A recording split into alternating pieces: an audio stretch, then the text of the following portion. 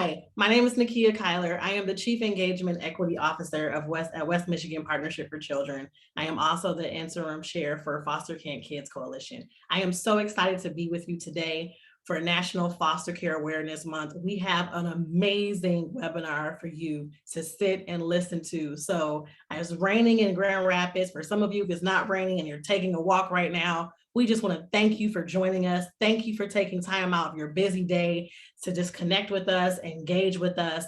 We have a very important topic. Right now, we know there's a lot of conversations around the disproportionate number of African-American children in foster care, how to dismantle and eradicate systemic racism in child welfare. What can we do as child welfare professionals? What can we do as community partners?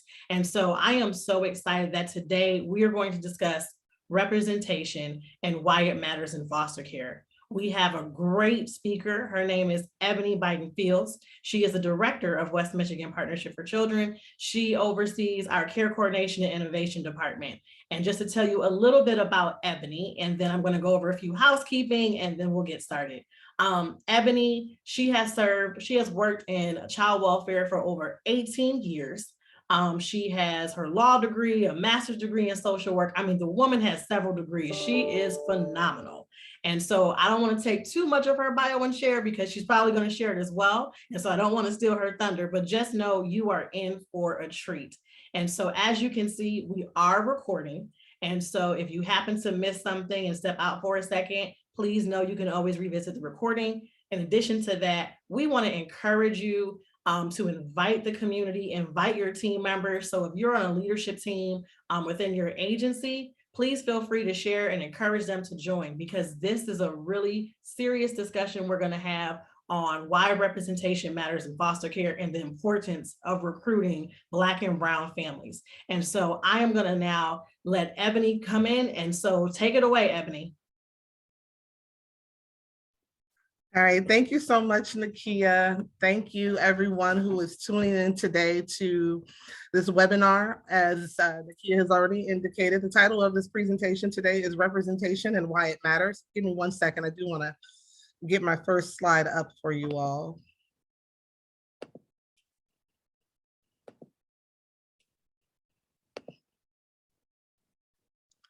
All right, so hopefully everyone can see that. I didn't know I was going to go into any bit more about, I guess, an introduction of myself as much as I did want to go right into really what was the motivation for me wanting to talk to you all today about this very important topic of the need for Black and Brown families to be engaged and involved in the foster care system, but a little bit more about my educational background. I have now been almost 3 months now with WMPC, West Michigan Partnership for Children, as a director, as Nakia has indicated.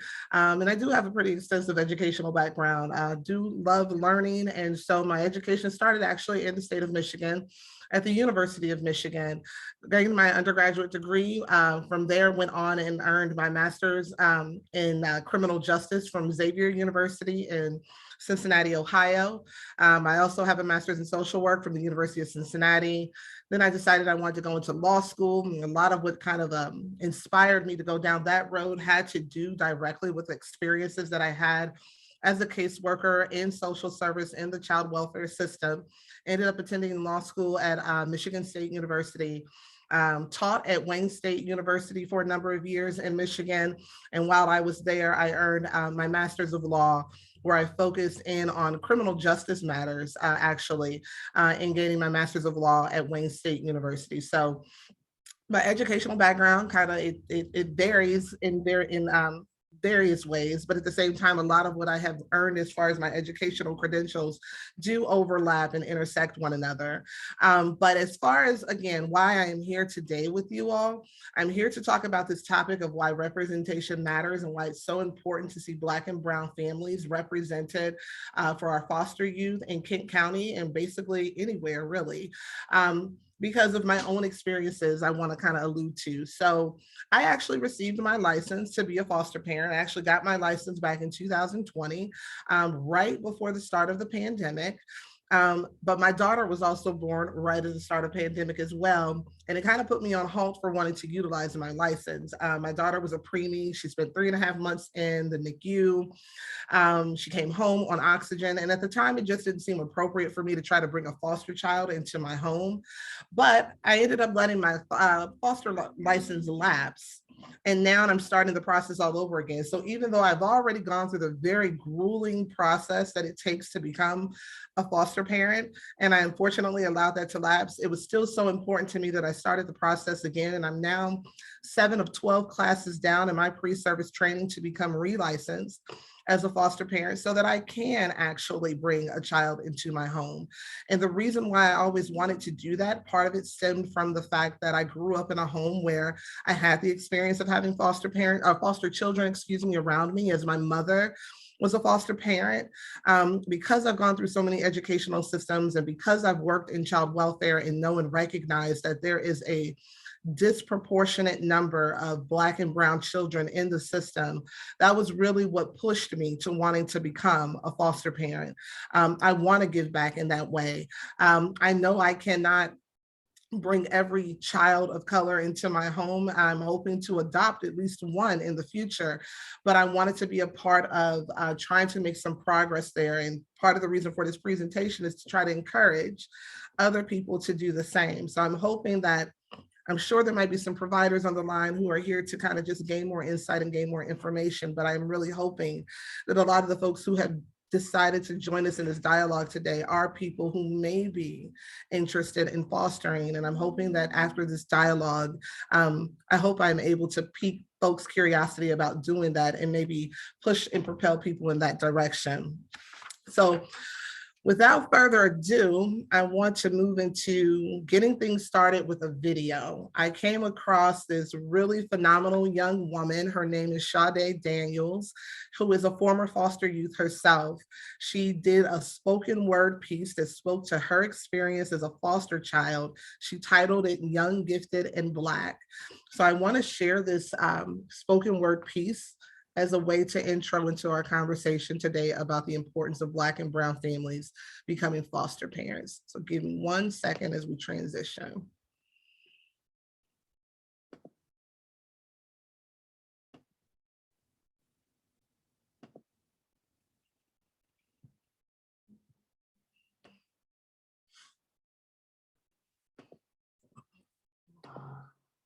To be young, to be gifted, to be parentless, genetically blacklisted, when even as kids, the melanin skin is a risk.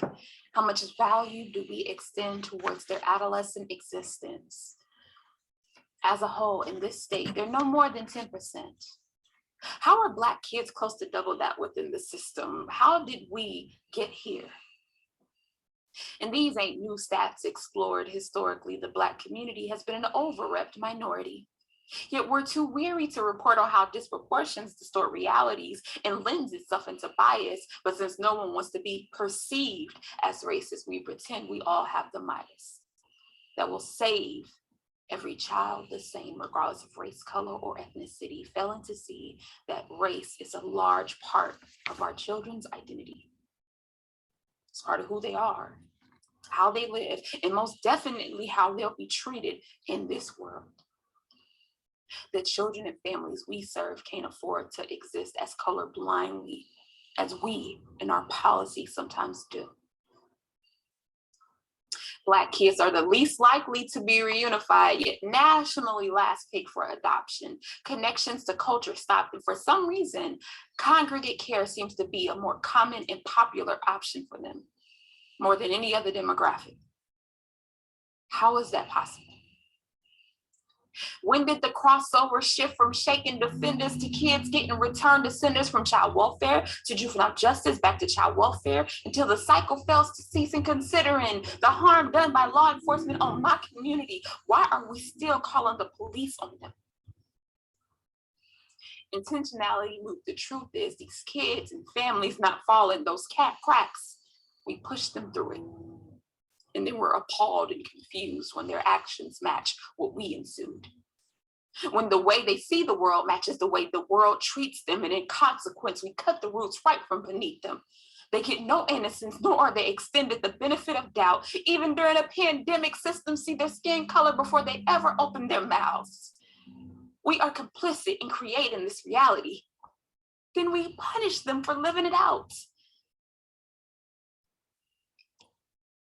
I remember seeing nothing but Black faces in almost all of my group home placements. See, we had isolating behaviors that required more extensive surveillance.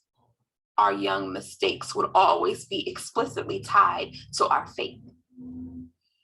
Perpetually reiterated from staff workers, cops, reporters, TV stations that we slick ain't meant to make it. So this young skin became a hindrance. Thus, I learned to hate it.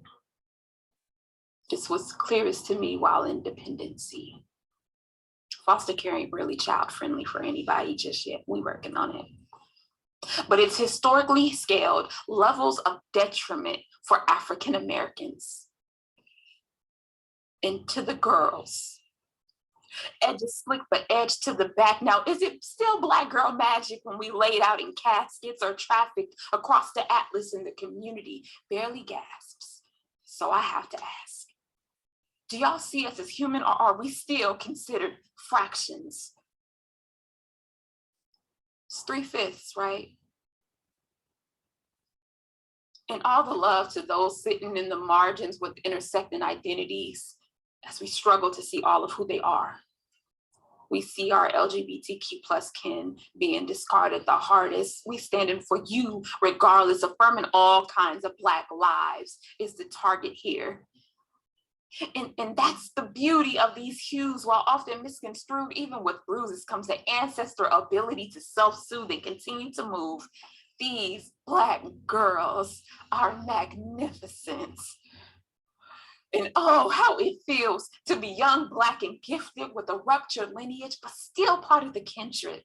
Look how many mouths we force when only given inches. So yeah, on today, it's gonna take all of us in the trenches. And on today, all we ask is that you listen with an open mind and heart and don't shy away from the tension because it's supposed to be there. Self-assessment is required for change. It's actually the first step.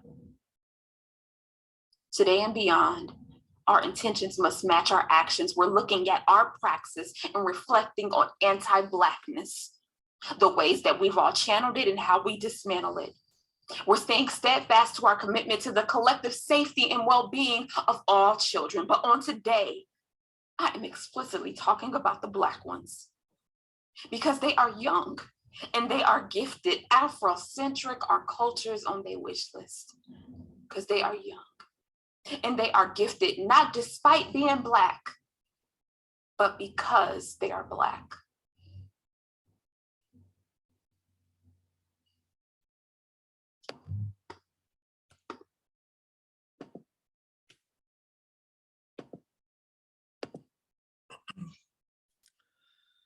I hope folks got something out of her beautiful words, out of her message, her experience as, again, as a young Black woman, once a child inside of the foster care system, and what it felt like, what it meant to be a child of color, having to go through that system and that process. And oftentimes I think we talk about foster care, we talk about children as a collective and the experiences that they have in foster care. But the truth of the matter is, I believe personally that the experiences of Black youth are oftentimes somewhat different. Hopefully, some of the things that we'll talk about today in this presentation will allow folks to agree, to nod and agree on that point.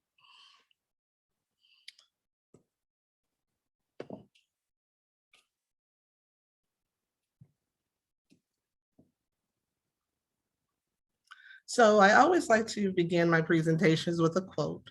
Often I utilize the words of James Baldwin, author and activist. I kind of smile and grin because I absolutely love and adore James Baldwin. I think he is rooted with so much wisdom. And so one of his quotes says, "Children have never been very good at listening to their elders, but they have never failed to imitate them." It's important that for our children who are evolving through the foster care system, that they have an opportunity to both emulate and imitate positive men and women of color who look like them. I want to be very clear as I get ready to go into this presentation a bit more. This is not a presentation discounting the significance of transracial fostering, because ultimately, children need good homes despite the racial background of the caregiver. But this presentation will highlight BIPOC people, or otherwise known as Black, Indigenous, people of color, who are needed, who are necessary, and who are very important to the foster care process. And oftentimes they're marginalized and left out. So all in all, Black children are overrepresented in foster care, while foster parents of color are underrepresented. Keep that in mind as we move forward. All right, so I want to put things into a real perspective. Let me just be very clear though. I'm not the data person, meaning I'm not the person to really go get into all the statistics, and I didn't necessarily want to make this presentation about a bunch of numbers. But I like things to be real clear, real simple, and real crisp. And as far as numbers, I want to keep them really simple, keeping in mind who my audience may be. As I said, hoping that many people who are tuning in are folks who may have some type of level of curiosity and interest in becoming a foster parent themselves one day. So I wanted to put these numbers into the context of Kent County. And so I did go find some census data information that's really current. I believe these numbers come out of this year, 2022. That over 658,000 people reside in Kent County. 82.2% of the people in Kent County are white. 10.6% of the population are Black.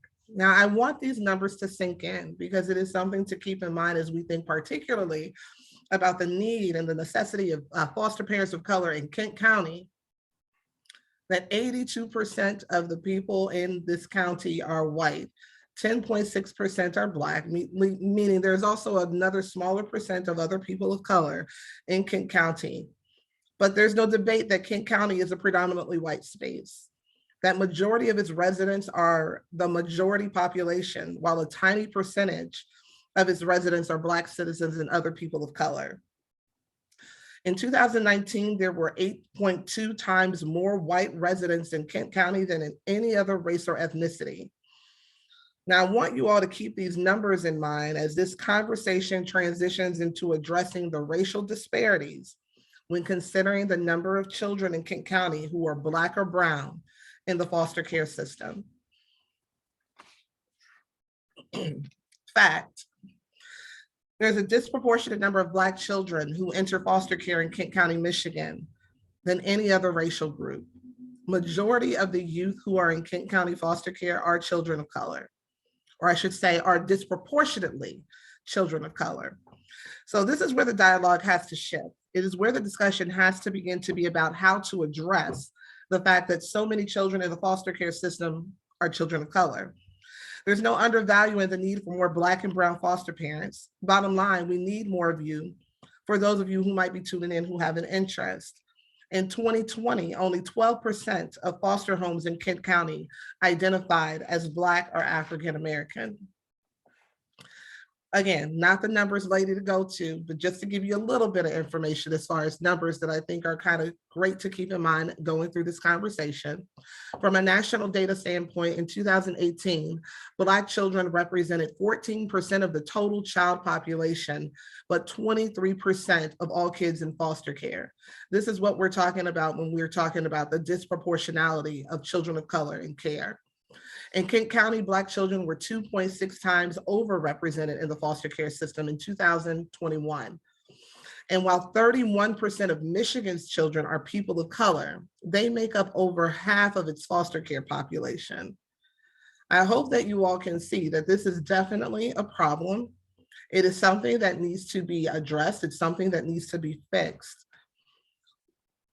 But a question to also consider is, how do our Black and brown children find themselves in the foster care system to begin with?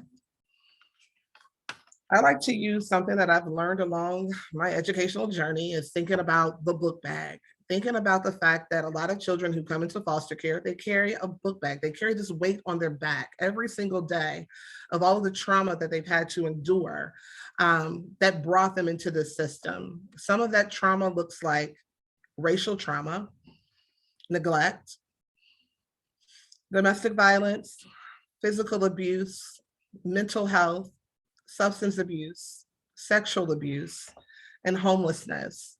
Now, this is obviously not an exhaustive list of all the traumas that the children that we see come into care experience, but it is definitely some of the main forms of trauma that a lot of our children have had to endure. I stuck at the top of this trauma list, racial trauma. It is one that I particularly wish to highlight a little bit more today for you all in the context of children of color and what they experience going through the system. So I do want to spend a few minutes unpacking racial trauma and what that means for our youth.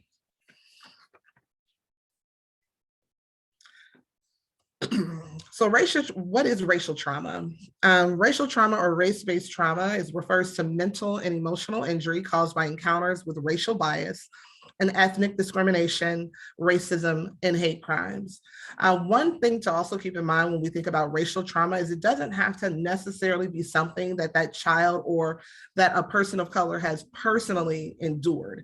In the world that we live in today, with the level of technology and social media that we all have access to, we all have the capability of becoming traumatized by the things that we learn of that are happening in the world. I would be completely remiss if I didn't use as an example a very recent event that has happened as of May the 14th here in our country, where 10 Black people were killed in Buffalo, New York at a grocery market by a white male. That just happened this week as a form of racial trauma that can be experienced by people of color. I would also be remiss if I didn't mention the fact that locally to Kent County, to Grand Rapids area, a young Black male, Patrick Loyola, I hope I'm saying his last name right, but I'm pretty sure I'm slaughtering it, and I do apologize. He was recently gunned down in cold blood by law enforcement as well. There's the killing of Ma'Khia Bryant. I'm not sure if people are familiar with her story, a young Black girl who actually was in foster care in Columbus, Ohio, and she was gunned down by a police officer. I also want you to think about the killing of George Floyd, the killing of Eric Garner, the killing of Tamir Rice. These are all racialized episodes that have happened around the country that many of us, if perhaps not all of us, can recollect that have happened, that again are traumatizing experiences that can connect to our youth. That even though they may not have personally experienced that racial trauma, it didn't happen to them directly, it directly impacted them in some way, shape, or form. So in some individuals, prolonged incidences of racism can lead to symptoms like those experienced with PTSD.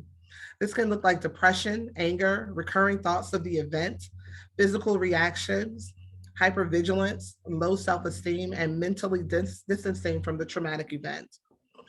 So any individual that has experienced an emotionally painful, sudden, and uncontrollable racist encounter is ultimately at the risk of suffering from a race-based traumatic stress injury. In the United States, BIPOC, Black, Indigenous people of color are most vulnerable, again, due to living in a society where white supremacy exists. It's important to note that unlike PTSD, race-based trauma is not considered a mental health disorder. It is a mental injury, however, that can occur as a result of living within a racist system or experiencing events of racism. Racial trauma is significant to this discussion of the importance of people of color, Black and brown foster parents, because if there is anyone who's going to comprehend what race-based trauma looks like, what it feels like, and what that experience is for the youth who enter our system, it's gonna be foster parents of color who can, again, somehow connect and identify, who may have had their own race-based trauma that they've had to work through. And so in reality, there's nothing that's more comforting or creates greater security than a person who can fully relate to our lived experiences. So I want to move into one more video that I want to show you all today that I thought was very powerful and actually speaks to the point of the trauma of being Black in foster care. And it's a video of a TED Talk by a woman by the name of Dr. Kizzy Lopez. She's an assistant professor in social work at Fresno Pacific University. In this video, she shares her knowledge as an educator of what it means to be a child of color in foster care and what that trauma for those youth look like.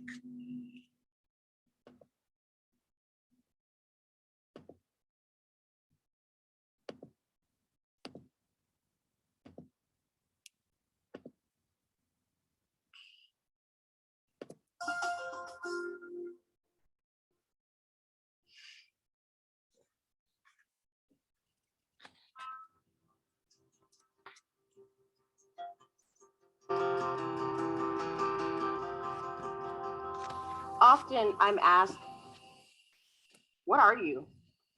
I'm biracial. I'm Black and Filipina. However, I consider my social identity to be that of a Black woman, primarily because of the way that I'm treated in society. Another important part of my identity is private, and people don't know about it unless I share it, but I'm a person who's experienced foster care. Being Black and in foster care has shaped who I am. We all have a multitude of different identities, both public and private, that make up who we are. But today, I specifically want to talk about the plight of being Black and in foster care. Black foster youth will face additional barriers and challenges that many youth do not face.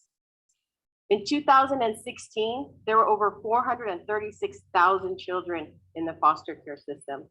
23% were African American. But in the United States, African Americans only make up 14% of the population. And in California, African Americans only make up 6% of the population. So what does that mean? That means nationally, Black children are over 1.5 times represented in child welfare. And in California, almost 4 times overrepresented in child welfare. A quote by Audre Lorde states, "There's no such thing as a single issue struggle because we don't live single issue lives."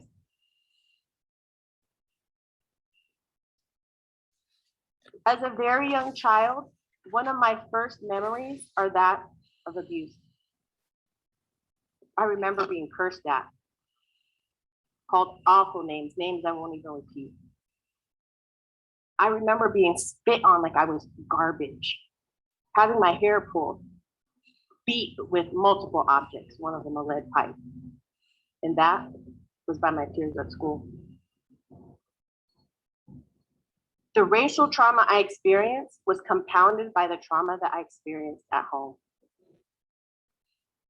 My dad, an alcoholic and an addict, was very violent and would beat my mom and sometimes hit me and my sisters. He had a hard time finding a job and keeping a job, so we were often homeless and transient. At 11 years old, we were placed in foster care. We were there for about 3.5 years, and during that time, my parents divorced.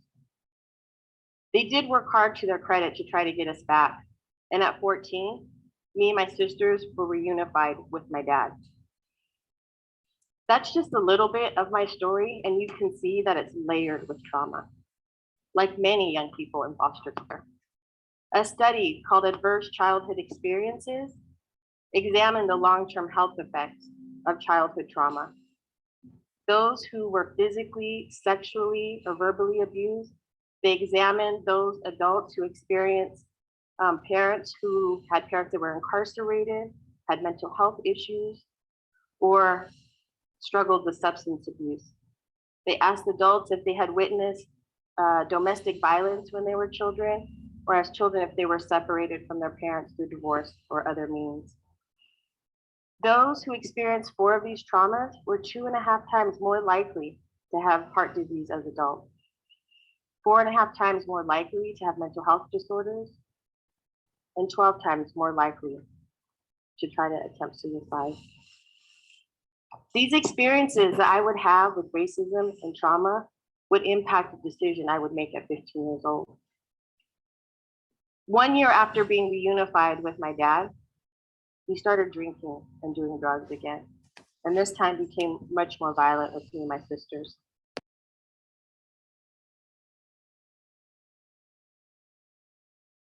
I did what a lot of teenagers do. I called my friends. some of my friends who were still in foster care, and they told me, if you come back, kids like us, they don't get adopted. And I know what they meant, Black kids like me. In 2016, 57,000 children were adopted out of the foster care system, which is great. 49% white, 22% Latino, 17% African American. That means African American children were 3 times less likely to be adopted than their white counterparts. The ways in which African Americans encounter discrimination and racism every day happens in a multitude of ways. Through hateful interactions, through daily acts of comments and things that are done that happen through unconscious bias, and also through racist policies and practices that are embedded in organizations and institutions. As an adult, I would still struggle with racism, and it would have a toll on my mental health. In my graduate program, chronically, I experienced interpersonal racism and institutional racism. It took a toll on my health. I frequently became anxious and irritable. I couldn't sleep. I remember driving to my graduate seminars, physically ill to my stomach and in tears. Eventually, the anxiety would wear me down. I got depressed and had to take a semester off of school and seek therapy. While I was in therapy, I had to unpack yet again the rejection I felt because of my race. This happens to African Americans on a day-to-day basis, and it wears us down. Studies reveal that African Americans who experience chronic racism have negative health impacts. Higher blood pressure, lack of sleep, children born at a lower birth rate, higher instances of mental health issues like depression and anxiety, heart disease, and even early mortality. The experiences that we learn about being undervalued and being discriminated against happens and is learned at an early age. A study by Dr. Murray examined the experiences of very young men who were in foster care, African American and attending college. Over and over and over again, these young men told stories of their experience in foster care and their ongoing experiences with racism. These experiences underscored their understanding of their positionality in the world. One young man stated, "I know the stigma and the statistics of being someone from foster care and African American. That means we're the bottom of the bottom." And this is true in some ways. When you compare the outcomes for African Americans do not fare as well in multiple aspects of life: employment, education, health, rates of incarceration. But when you look at foster youth compared to the general population, foster youth do not do as well as the general population in this country. But when you are Black and in foster care, you are buried under multiple disadvantages. You don't even do as well as your white foster youth counterparts. Just one example of many. There's a study that shows that white foster youth are almost 40% more likely to have a job than their Black foster youth counterparts. What kind of life are you supposed to have if you cannot even take care of yourself? A quote by Patrick McCarthy. He's the CEO of the Annie Casey Foundation, a national organization that advocates for foster youth. He said, relative to white children, children of color are more likely to be placed in foster care, less likely to be reunified with their families, less likely to find permanent homes and be adopted, and more likely to have poor outcomes in life. We have to do better. We have to. When I hear stories of young people from foster care, I hear stories of trauma, adversity, triumph, and success.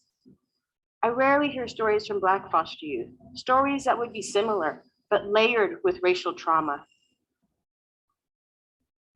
A quote by Zora Neale Hurston says, "If you are silent about your pain, they will kill you and say you enjoyed it. Mhm. I am here today to make visible that is invisible. I am here today to name the pain, the injustice that happens to foster youth of color, particularly African Americans. One of my favorite proverbs, you may have heard it, an African proverb that says, it takes a village to raise a child. Each and every one of you are part of that village. Our action or inaction creates a society that all of our children live in. What will you do to improve our society? What will you do to dismantle racism? I have a few ideas. One, acknowledge that racism exists because it does. Two, get educated about the injustices that happen in communities of color, particularly African Americans.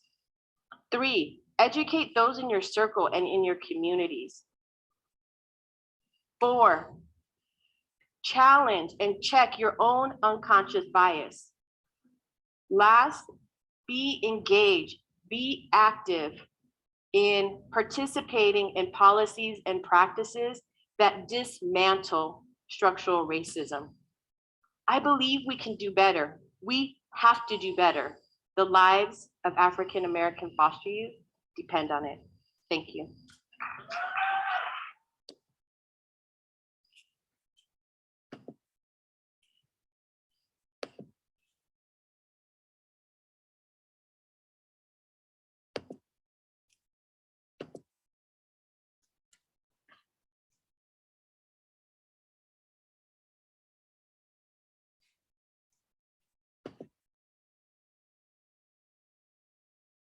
I hope folks, first of all, enjoyed that TEDx video.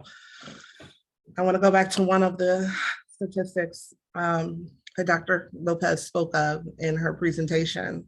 Fact, Black and Brown children are indeed overrepresented in the child welfare system. In 2018, Black children represented 14% of the total child population in America, but 23% of all kids in foster care. When it comes to overrepresentation, Black children are placed in foster care at twice the rate of white children and are more likely to remain in foster care longer, receiving fewer services and are less likely to be returned home. Black youth in care aren't always the top picked or first selected children by potential foster parents. That's why so many Black and Brown youth linger in the system, experiencing heavy trauma, feeling more and more hopeless, not knowing what the future holds for them. So why are there racial disparities in the foster care system? One reason is there's a prevalence of poverty, where poverty is the biggest factor driving the greater share of Black children into the foster care system to begin with.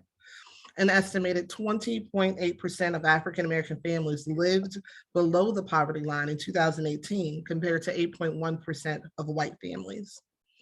An environment of poverty and all of the issues related to it, such as higher likelihood of substance abuse and children being raised by single parents, make it more difficult to establish a safe, stable home. Unfortunately, in the child welfare system, instead of treating poverty as a social problem that for people of color latches onto systemic racism, we treat it as a form of neglect and charge parents accordingly, removing children from their homes instead. This is part of the problem. Why are there racial disparities in the foster care system? Lack of supportive services. People living in poverty have a harder time accessing crucial social services that support families and keep children who may be vulnerable to abuse and neglect safely at home. For example, the lack of affordable public housing is often cited as one reason more African-American children enter into the foster care system. Affordable housing makes it easier for families to stay together and to get in-home services, all which keeps children from being removed from their families. Other critical services include drug abuse treatment and job training. There's evidence that Black families in particular are denied or not offered supportive services, even when they let child welfare authorities know they need them. I want to give a really quick example because I do have some experience working directly in child welfare CPS. I used to be, once upon a time, an assessment worker. And I have a case of a mom. At the time, I was about 23 years old myself, so I could only imagine what this mother was going through. But she was 23 years old. She had 6 children. I was investigating her case because she had called in on herself, needing help, not knowing if she was going to be able to continue to have all 6 of her children in her care. She was a single mom doing it all by herself. And at the time, I had enough wisdom, even though I was a 23-year-old social worker at that time, definitely not having the experience and the knowledge and understanding that I have now. I had the wherewithal at that time to recognize how systemically the barriers were existing for Black families. And so when I met with this mother, I wanted to find out more about what was going on. At the end of the day, I needed to get down to the question of, was there abuse and was there neglect happening? And did these children need to be removed? Ultimately, they weren't being abused. They weren't being neglected. Mom just needed help. She needed services. And when I say that my awareness at that time at 23 years of age about how the system worked against Black families was so prevalent, I took it upon myself in that dialogue with that mother to try to be clear about what it was that she needed. Because what I didn't want to do was what she was asking us to do, and that was to take her children out of her care. Because I knew that the way the system is set up, when Black children come into foster care, most of them don't make it back home. This mother didn't have that insight. I did as a worker. And I knew that if I took her children, and she had 6 and she was young, a 23-year-old mother, we would have been asking her to do 20 times more than whatever her issues may have been presented as when she first came to us. We would have been asking her to do 20 times more things, jump through 20 extra hurdles to try to get her children back. And ultimately, she may not have been successful in doing so.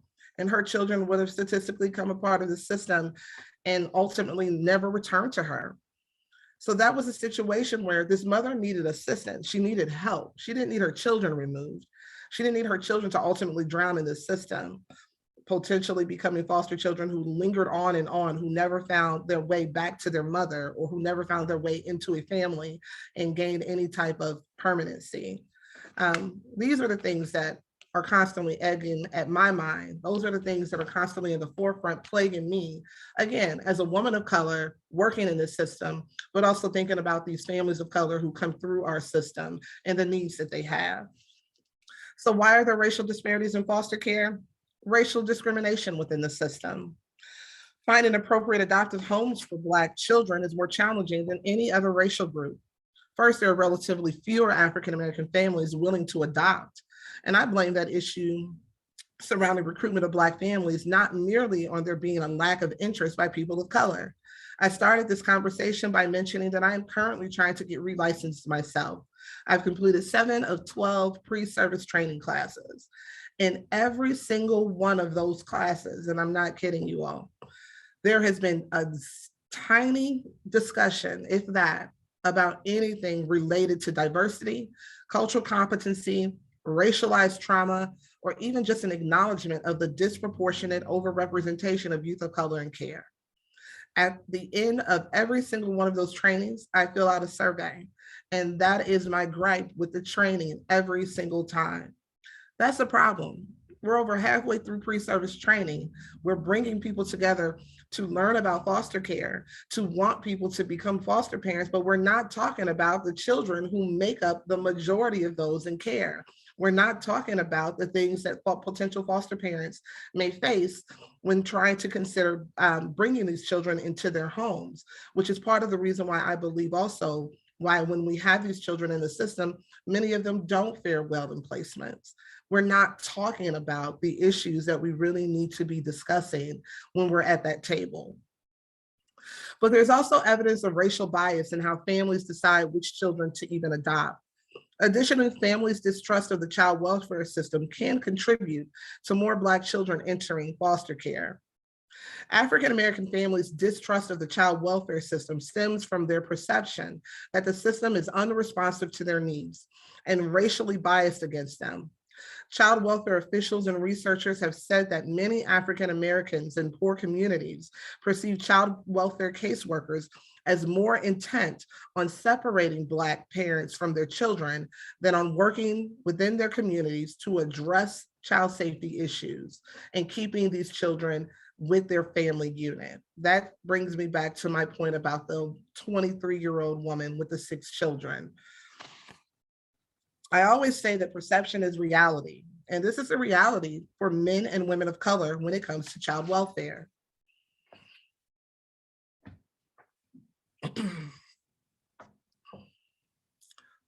Another reason why it's so important to bring on board as many Black and Brown families as we can to help our Black and Brown youth in care is thinking about the impact and outcomes for youth who linger in foster care too long. When children come into the system, remember from an earlier slide, they already have experienced trauma on the front end. They've experienced substance abuse, or perhaps their parents are the substance abusers. They've experienced witnessing domestic violence. They're experiencing racialized trauma. When children come into care and they don't find themselves in a forever home, they don't get adopted, they don't have stability in foster care placement, they don't get reunified with their families. Ultimately, those children who linger in the system until the age of 21, perhaps when they age out, are more likely to experience homelessness and even more poverty, substance abuse, the foster care to prison pipeline. So children leaving this system only to enter into another system where there are great disparities for men and women of color, the prison, human trafficking, mental health, and again, the racialized trauma that will continue to persist. Fact, Black and Brown foster parents are underrepresented in the foster care system. Hopefully you've picked up on that fact as we've had this discussion today. Again, in 2020, only 12% of foster homes in the Kent County area identify as Black or African American. So why are Black and Brown families needed? To ensure that the child's cultural needs are being met. Black families tend to be more attuned to the struggles Black children are facing. Placing Black children with foster parents who share their racial background and culture help to alleviate their traumas. And then research has shown that keeping children connected to their community of origin can also help build a sense of personal pride and can provide an environment that leads Black youth towards academic success. A child experiencing trauma needs to be able to feel safe and secure in their new foster home. A family that has the same culture and traditions will immediately feel more like home because of simple things like the food that they eat, the movies they watch, and the music that they listen to. When a child is placed with a foster parent that looks like them, they are more likely to live in a community of people that share their cultural identity, making them feel like they fit in and that they're normal rather than a kid that looks different from everyone around them. This goes back to understanding and unpacking racial trauma, which many Black and Brown youth in care at some point experience.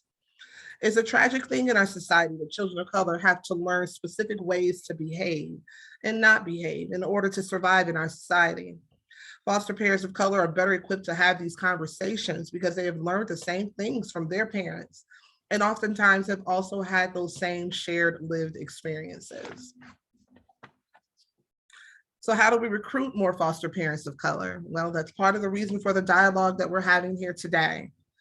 We need to make sure that people of color know that they're needed. Be proactive in outreach efforts. That is words of advice to the providers, to the people who are part of the agencies and organizations who recruit.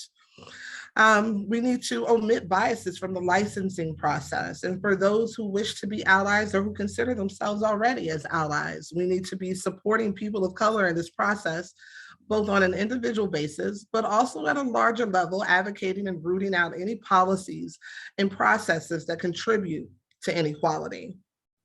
So to the organizational providers who are tuning in today, we need to recognize the need to ensure that people of color know and understand that they are needed. This intentionalism should be reflected in the literature that is disseminated in recruitment efforts, the marketing strategies, and in the training courses offered to potential foster parents. Again, we need to omit barriers that are in place, making it more challenging to recruit men and women of color. I'd like to end with a secondary quote. This one from South African President Nelson Mandela, excuse me for getting tongue-tied. He said, there can be no keener revelation of a society's soul than the way in which it treats its children. Going back to Dr. Kizzy Lopez's presentation, where she talks about the old African proverb, which says that it takes a village to raise a child. If Black and brown children in foster care are going to have any fighting chances at success upon entering society, some of it will be contingent upon the presence of positive Black men and women in their lives. Children in care are not responsible for their circumstances. They didn't ask to be put into care. They didn't ask to be separated from their families. And yet, unfortunately, some of our children won't ever make it back home and be reunified. And yet, despite this realism, these same youth deserve to be cared for by people who understand their challenges, especially those challenges that men and women of color continue to face in our society in 2022. So I hope that after today's presentation, this has galvanized some of you, if not all, again, who are interested in becoming foster parents, to consider becoming licensed foster parents. And I thank you all for your time. I thank you for tuning in to me today. I'm going to pass the mic back over to Nakia and see if there might be any questions. Thank you, Ebonie. That was wonderful. You can stop sharing your presentation, Ebonie. Thanks. So that was really, really great. I was sitting there taking notes. I had a few questions, but I didn't know if other folks have questions. So this is, I know we're almost at 1 o'clock, but if anyone has like a burning question they want to ask, please feel free. I see one just popped up. I was going to actually ask, that was going to be one of the questions I was going to ask, Trish, so great. So the question in the chat that we received, Ebonie, is, do you have any suggestions on how to better recruit BIPOC families to become licensed foster care parents? Go ahead. You're muted, you're muted. So it kind of goes back to like one of the slides that I talked about, like how we go about marketing and recruiting and basically emphasizing the need for people of color to become foster parents. As I also spoke about in the presentation, one of my biggest gripes in my own experience going through licensing is learning that there's not a lot of conversation about people of color. I don't even think it's used as a strategy in pre-service training. When you have people of color who are sitting there, oftentimes people may show up to 1 or 2 classes. They may not fulfill the entire process, as it is a long, grueling process. But even to acknowledge it in that setting, when they're doing these trainings, hey, listen, you are important, you are of value, we do need you, so that we can encourage people to start the process, but also complete that process is very important. But also, like I said, as far as the service training goes, we have to be willing to have the dialogue and the conversation about the real nitty-gritty issues around race and around the disparities of treatment of children of color in care, and talk about those things so that they are meant to be, I don't want to say persuasive tools for people to want to come on board and become foster parents, but I do think that empathy helps. But we have to be able to talk about those things. I recognize that some of those issues are very sensitive. They make people very uncomfortable, but I also think they're very necessary conversations so that people can recognize the value and need for, again, foster parents of color to step up and step out. And I want to be very clear, again, as I started my presentation saying, this is not a bash on transracial fostering.